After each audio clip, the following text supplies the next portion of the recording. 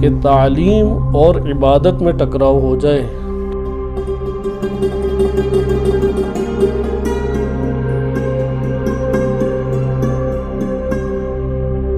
تو روایت اہل بیت علیہ السلام نے بصائر و درجات میں کہ کس کو فوقیت دی ہے؟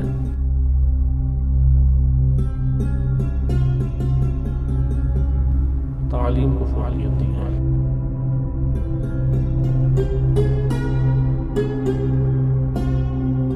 ایک روایت میں وارد ہوا ہے اسی بصائر و درجات میں کہ امام علیہ الصلوۃ والسلام فرماتے ہیں کہ مجھے عبادت سے زیادہ علم پسند ہے۔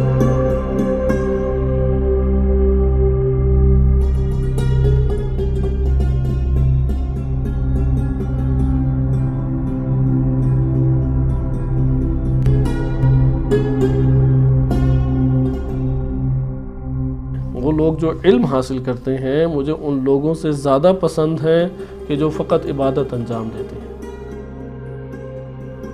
یعنی اگر معاملہ دائر ہو جائے کہ میں عبادت کو انجام دوں یا معرفت کی چیزیں، نہ صرف حوزوی دروس لے کے نہ بیٹھ جائیں، یعنی آیات ہیں، روایات ہیں، تفسیر ہیں، دیگر چیزیں ہیں، مطالعات ہیں، کہ تعلیم اور عبادت میں ٹکراؤ ہو جائے تو روایت اہل بیت علیہ السلام نے بصائر و درجات میں کہ کس کو فوقیت دی ہے؟